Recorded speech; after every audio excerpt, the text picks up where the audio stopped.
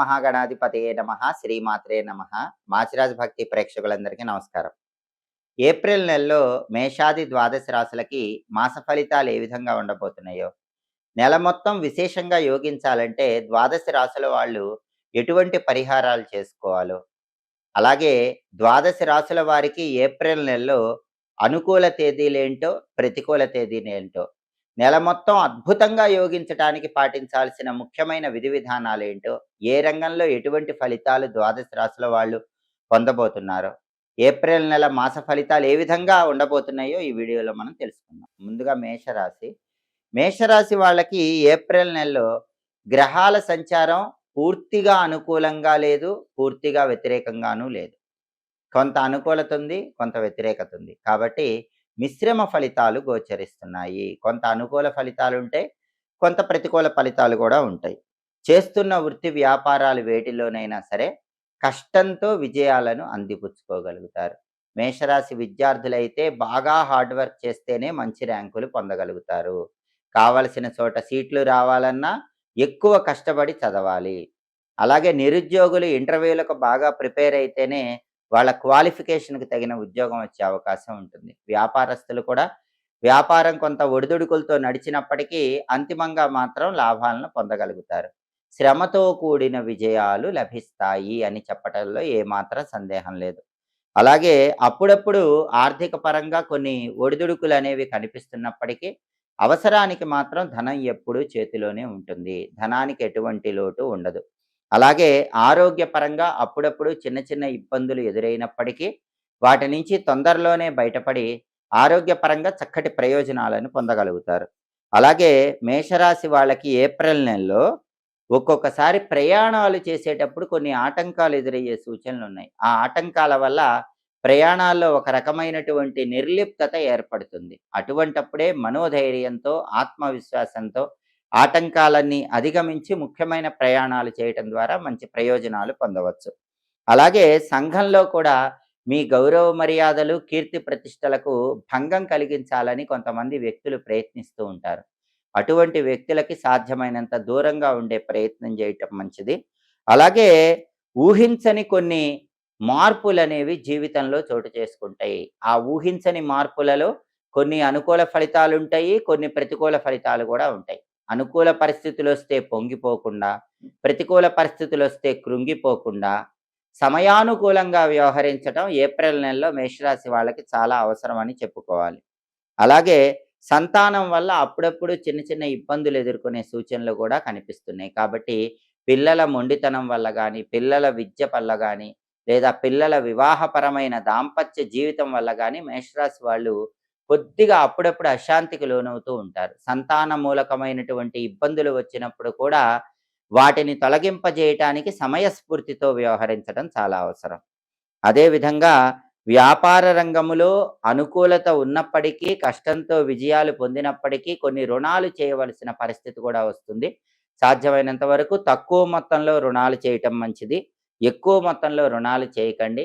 అలాగే ప్రధానంగా గుర్తుపెట్టుకోవాల్సిన విషయం ఏంటంటే మేషరాశి వాళ్ళు ఈ ఏప్రిల్ నెలలో చిన్న చిన్న విషయాలకే అనవసరమైన గొడవలు తోటి వారితో వచ్చే అవకాశాలున్నాయి. తస్మాత్ జాగ్రత్త. చిన్న చిన్న విషయాల్లో ఏం జరిగినా సరే చూసి చూడనట్లుగా వెళ్ళిపోతూ ఉండే ప్రయత్నం చేయండి. అప్పుడే మీకు ఎలాంటి ఇబ్బందులు లేకుండా, అనవసర గొడవలు లేకుండా మీరు అనుకున్న పనులు అనుకున్నట్లు సులభంగా పూర్తి చేసుకోవచ్చు.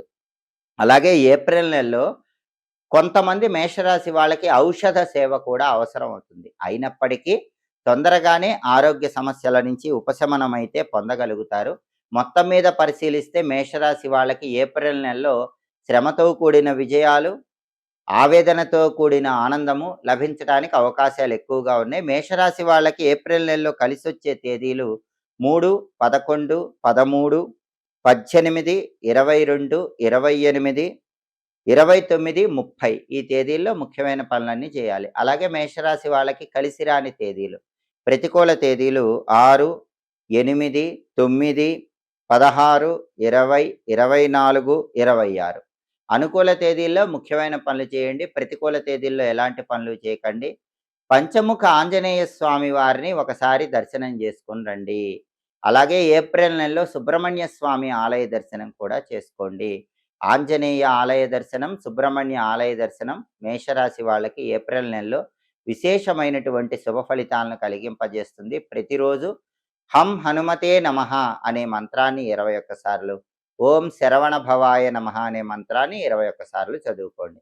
అలాగే హనుమద్ ద్వాదశ నామ స్తోత్రాన్ని, సుబ్రహ్మణ్య అష్టకాన్ని విన్నా కూడా మేషరాశి వాళ్ళకి ఏప్రిల్ నెల మొత్తం కూడా వ్యతిరేక ఫలితాలు తొలగింపజేసుకొని పూర్తిగా అనుకూల ఫలితాలు పొందవచ్చు. చిన్న చిన్న వ్యతిరేక ఫలితాలు ఉన్నా కూడా ఈ పరిహారాలు చేసుకుంటే అవన్నీ తొలగింపజేసుకొని అనుకూల ఫలితాలుగా మార్చుకోవచ్చు. చాలా మందికి ఆధునిక కాలంలో పెళ్ళిళ్ళు ఆలస్యం కావటం, భార్యాభర్తల మధ్య సమస్యలు విడాకుల వరకు వెళ్ళటం, కుటుంబ కలహాలు ఎక్కువగా ఉండటం, మనశ్శాంతి లేకపోవటం, సంపాదించిన డబ్బు నిలబడకపోవటం, ఇటువంటి సమస్యలు ఎక్కువగా ఉన్నాయి. దానికి కారణం జాతకాల్లో కాలసర్ప దోషాలు ఉండటమే. ఈ కాలసర్ప దోషాలు ఎందుకొస్తాయంటే, వంశంలో 7 తరాల్లో ఎవరైనా పాములకు అపచారం చేస్తే కాలసర్ప దోషాలొస్తాయి. పావుల్ని కర్రలతో కొట్టడం, పావుల్ని చంపటం, ప్రత్యేకంగా నాగుపాముని చంపటం, ఇటువంటివి ఏమైనా చేస్తే వంశంలో 7 తరాల్లో, ఆ వంశంలో ఎవరికైనా పుట్టినప్పుడు జాతకంలో కాలసర్ప దోషాలొస్తాయి. కాలసర్ప దోషం అంటే ఏంటంటే, జన్మకుండలి జాతక చక్రంలో రాహువు ఒకవైపు, కేతువు ఒకవైపు ఉన్నప్పుడు, ఆ రాహు కేతువుల మధ్యలోనే మిగిలిన గ్రహాలన్నీ ఉండిపోతే దాన్ని కాలసర్ప దోషం అంటారు. చంద్రుడొక్కడు మాత్రం బయట ఉండొచ్చు. మిగిలిన గ్రహాలన్నీ గూడా రాహుకేతువుల మధ్య ఉంటే కాలసర్ప దోషం అంటారు. ఈ కాలసర్ప దోషాలు ఉన్నప్పుడు అనేక రకాలైన సమస్యలు జీవితంలో ఉంటాయి. అయితే ఇవి పోగొట్టుకోవాలంటే ఏం చేయాలంటే, చాలా సులభమైనటువంటి మార్గం ఏంటంటే, 43 రోజుల పాటు జమ్మి చెట్టును పూజించడం. జమ్మి చెట్టును ఎవరైతే 43 రోజులు పూజించి, అంటే రోజు జమ్మి చెట్టు దగ్గరకు వెళ్ళి, జమ్మి చెట్టు దగ్గర దీపం పెట్టుకొని నువ్వుల నూనెతో, జమ్మి చెట్టుకు ఒక 21 ప్రదక్షిణలు గాని, 11 ప్రదక్షిణలు గాని చేయటం చేస్తే, 43 రోజులు పూర్తయిన తర్వాత 44 రోజు జమ్మి చెట్టు దగ్గర దీపం పెట్టాక, అక్కడ చుట్టుపక్కల ఎవరికైనా సరే గోధుమ పిండితో చేసిన పదార్థాలు మీ చేత్తో కొంతమందికి పంచిపెడితే కాలసర్ప దోష తీవ్రత తగ్గుతుంది. అలాగే కాలసర్ప దోషాలు సంపూర్ణంగా పోగొట్టుకోవాలంటే ఎవరైనా సరే విజయవాడ దగ్గర మోపిదేవి సుబ్రహ్మణ్య క్షేత్రంలో ఒకసారి కాలసర్ప దోష నివారణ పూజ చేయించుకోవాలి. లేదా కుక్కే సుబ్రహ్మణ్య క్షేత్రంలో ఆశ్లేష బలి పూజ చేయించుకోవాలి. ఈ రెండిట్లో ఏ పూజ చేయించుకున్నా కాలసర్ప దోషం నుంచి సులభంగా బయటపడొచ్చు. అది ఇచ్చే ఇబ్బందులను అధిగమించవచ్చు. అయితే ఆ పూజలు చేసుకోలేని వాళ్ళు సులభంగా కాలసర్ప దోషం నుంచి బయటపడాలంటే ఓం అస్థికమాతాయై నమః, ఓం జరత్కారు ప్రియాయై నమః. ఈ 2 మంత్రాలు రోజు ఉదయం స్నానం చేశాక 21 సార్లు చదువుకోండి. ఎందుకంటే మానసాదేవి గురించి సామవేదంలో చెప్పారు. మానసాదేవికి కాలసర్ప దోషాలు పోగొట్టే శక్తి ఉంటుంది. సమస్త సర్పాలకు ఆవిడ అధిదేవత. అందువల్ల మానసాదేవికి సంబంధించిన ఓం అస్థికమాతాయై నమః, ఓం జరత్కారు ప్రియాయై నమః అనే 2 మంత్రాలు రోజు చదువుకుంటూ ఉంటే దాదాపుగా కాలసర్ప దోష ప్రభావం తగ్గిపోతుంది. అలాగే కాలసర్ప దోషాలన్నీ పోగొట్టుకోవాలంటే పరమేశ్వరుడికి ఒకసారి నాగాభరణం చేయించి దేవాలయంలో సమర్పించండి. రాగి లేదా ఇత్తడి లేదా పంచలోహాలతో ఒక సర్పం పడగ లాంటి దాన్ని చేయించి శివాలయంలో ఈశ్వరుడికి సమర్పిస్తే చాలా మంచిది. సంపూర్ణంగా కాలసర్ప దోషాల నుంచి బయటపడొచ్చు. అలాగే కాలసర్ప దోషాలేవి దరిచేరకుండా ఉండాలంటే వీలైనప్పుడల్లా మంగళవారం పూట జంటనాగుల విగ్రహాలకు పాలు పోయటం, ఆ విగ్రహాల తోకల దగ్గర తమలపాకులో బెల్లం ముక్క నైవేద్యం పెట్టి ప్రదక్షిణలు చేయటం, ఇటువంటివి చేస్తే కూడా కాలసర్ప దోషాలు తగ్గిపోతాయి. పరమేశ్వరుడు సర్పాలనే ఆభరణాల్లాగా ధరిస్తాడు. అటువంటి పరమేశ్వరుడికి తేనెతో అభిషేకం తరచుగా చేస్తూ ఉంటే కూడా కాలసర్ప దోషాలన్నీ తొలగిపోతాయి. పరమశివుడికి తేనెతో అభిషేకం చేసుకోవటం, దాంతో పాటుగా సోమవారం రాహుకాలంలో శివాలయ ప్రాంగణంలో దీపాలు వెలిగించడం ద్వారా కూడా కాలసర్ప దోష తీవ్రతను తగ్గింపజేసుకోవచ్చు. సోమవారం ఉదయం పూట 7:30-9 గంటల మధ్య ప్రాంతంలో రాహుకాలం ఉన్న సమయంలో శివాలయ ప్రాంగణంలో నిమ్మ దీపాలు వెలిగించుకోండి. దానివల్ల కాలసర్ప దోషాలన్నీ అధిగమించి విశేషమైనటువంటి శుభ ఫలితాలను సిద్ధింపజేసుకోవచ్చు. అలాగే అన్ని రకాలైనటువంటి కాలసర్ప దోషాలను తొలగింపజేసుకోవటానికి సుబ్రహ్మణ్యేశ్వర స్వామి ఆలయానికి వెళ్ళి 41 రోజుల పాటు సుబ్రహ్మణ్య ఆలయంలో ప్రతిరోజు వీలైనన్ని ప్రదక్షిణలు చేయండి. దానివల్ల కూడా సంపూర్ణంగా కాలసర్ప దోషాలు తొలగింపజేసుకోవచ్చు. ఈ పరిహారాల్లో ఏ పరిహారం చేసుకున్నా కూడా జాతక చక్రంలో మీరు పుట్టినప్పుడు ఉన్న కాలసర్ప దోషాల తీవ్రతను తగ్గింపజేసుకొని సమస్త శుభ ఫలితాలను సిద్ధింపజేసుకోవచ్చు. అలాగే ఎప్పటికప్పుడు జ్యోతిష శాస్త్ర పరంగా దినఫలాలు, మాస ఫలాలు, 10 రోజుల ఫలితాలు, సంవత్సర ఫలితాలు, ఖగోళంలో గ్రహాల సంచారంలో మార్పును బట్టి ఫలితాలు ఇవన్నీ తెలుసుకోవాలంటే మాచిరాజ్ భక్తి ఛానల్ తప్పకుండా చూడండి. మా వీడియోస్ మీకు నచ్చినట్లయితే మా ఛానల్ లైక్ చేయండి, కామెంట్ చేయండి.